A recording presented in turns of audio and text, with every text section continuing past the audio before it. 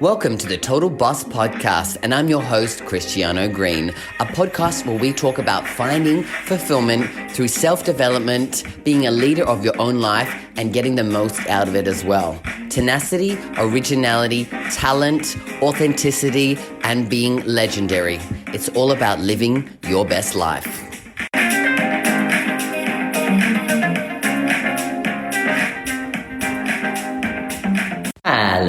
Hello, all you total bosses out there, and welcome to another episode of the Total Boss Podcast. I am your host, Christiano Green, and I am a relationship coach for gay men, helping them to attract and create healthy, happy, passionate, and loving relationships in their life. So this week on the podcast, I really wanted to share something that came from my relationship masterclass that I put on a couple of weeks ago, and I've got one on again next week. And it's all about the top reasons or the top mistakes that gay men face when they're trying to find love and what holds them back from actually achieving it. So I'm going to share that with you here, and I'll come back at the end. So I trust that you are going to enjoy this episode. Catch you on the flip side. I wanted to jump in and talk about what are some of the reasons that gay men do fail in finding lasting love. Now, for me, top one here is didn't believe in themselves, right? That was me. I didn't believe in myself enough that I was deserving of having that kind of a relationship, right? So when I had that belief that it wasn't happening, I was meeting people around me that continued to make that belief true, because that's how belief systems work. They're formed because of constant things that happen in our life that make them happen. And then when we believe them enough, we look for reasons to make those beliefs true. So we might be going on a date with someone and you might be, going, oh, I knew it wasn't going to work out. What happens? It doesn't work out. This is usually what happens when we have those beliefs. Oh, I'm hoping this time it might be different, but why would it be different when I've never had a date before that's worked out? Those types of beliefs will play into it as well. Next one is don't believe that there is someone out there for them. Depending on how long you've been trying for and how many years you've been doing that and the level of that, you might believe that maybe there's just not someone out there. Maybe you're meant to be single forever, right? I can see a couple of you nodding there, right? Going that's been something that you probably believe, right? Again, that was where I got to at that point as well.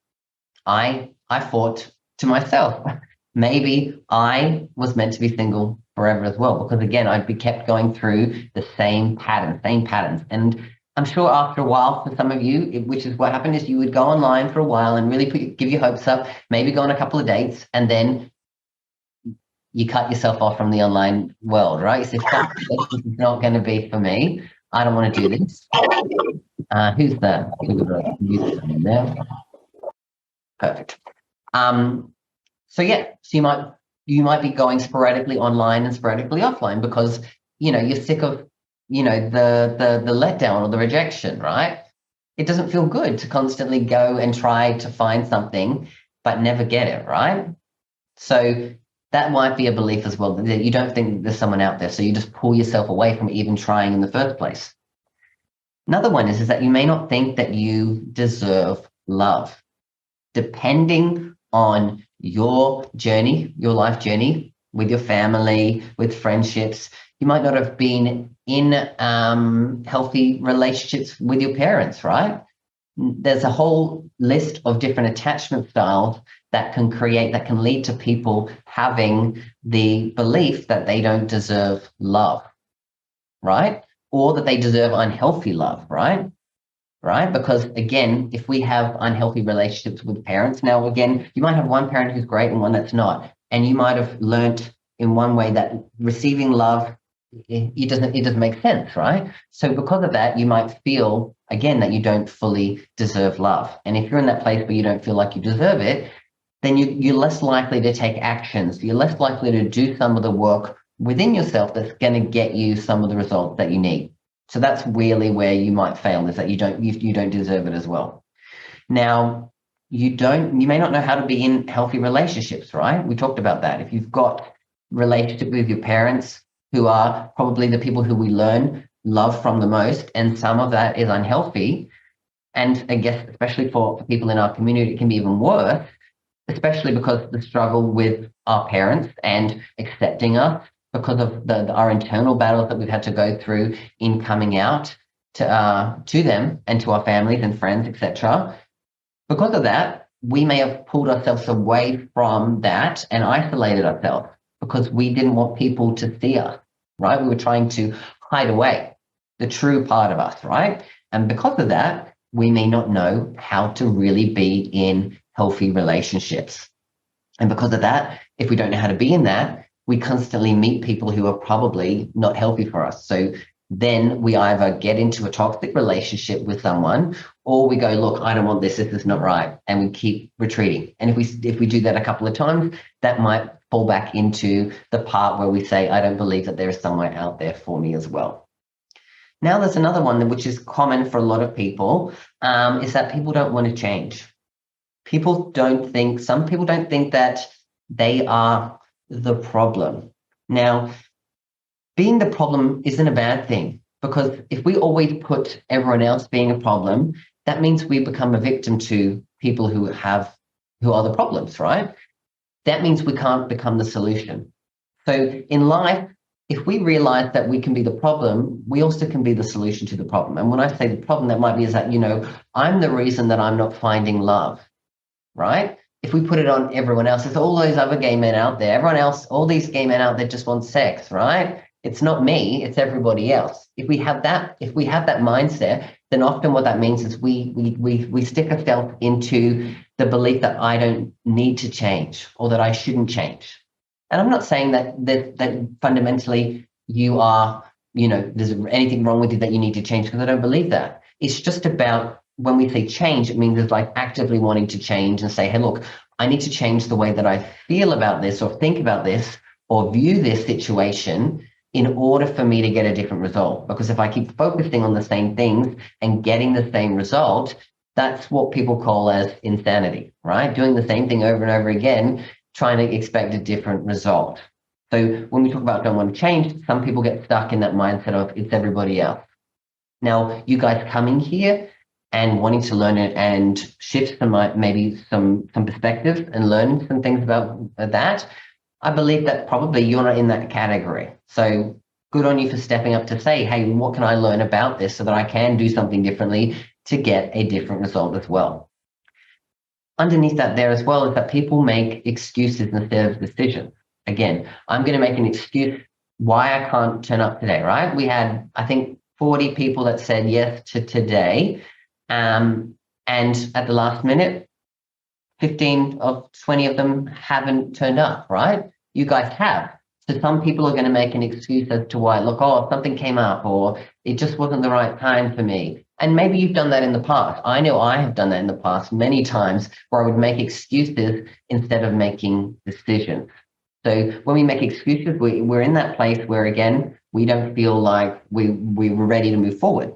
But when we want to make those decisions, we're saying to ourselves, hey, look, I am ready to find someone. I'm ready to find love. I'm ready to create a relationship. What do I need to do in order to get to that place as well? Right? So people here making decisions because you made a decision to come. Again, we talked about having learned unhealthy patterns of behavior. This is mostly from family members, because that's where we learn most of our unhealthy patterns early on, and then they just continue on, because that's what happens with patterns of behavior, is that we learn them, and until we realize that they're unhealthy, that we can change them as well, they continue on, and that can hold us back from really doing it, because we just keep going in the same old cycle, the same old pattern as well. Another reason is that some people just don't become resourceful enough to make things work, right? Resourcefulness is asking people for help. Resourcefulness is, taking the time to do things, right? Spending money on things that you think are important for you, right? Resources are all around us. We have a myriad of resources in this world, right? Now we talk about if I was to, ask you right now, like you had to have a life-saving, heart surgery, right? Let's just say you had to have that, and you needed to find a few $1,000s, whatever, right? You would probably be able to do that because it's life and death. You'd be resourceful enough to do that, right? You'd figure out something, right? you'd get a loan, you'd talk to the doctors, you'd make a payment plan, you'd do something because you want your life to be saved. Some people aren't resourceful enough to do that, and they only do it when their back's fully against the wall, when it's life and death. But we have resources around us if we really need them to take it, right? And then finally, people do let their inner saboteurs take over. Now, we all have 10 inner saboteurs that are within us that play on us, and they give us thoughts in our head, right? Now, we all know that there is a lot of negative voices that sometimes are playing around in our head, right? We have the voices that say, you're not good enough. Why are you doing that? Look in the mirror. What is wrong with you? All of these different voices, right? We still have them. They're always going to be there.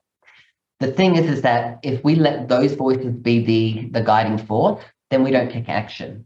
But what we need to always realize is that if those voices are always there, what do I need to do to make the other voices, which tell me that I am good enough, that I am prepared for this, that I am deserving of this, to take over? Because if we always listen to the negative voices, then we stick to where we're at.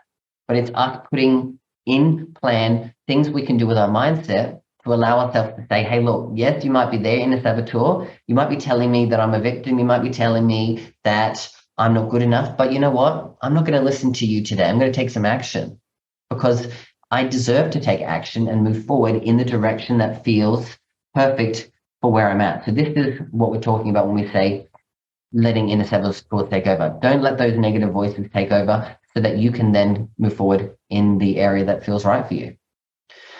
So those are the main reasons that gay men will fail in finding lasting love. Now, you might relate to one of them, you might relate to a few of them, you might relate to all of them, right? I know for myself, I've related to all of these in different times of my life.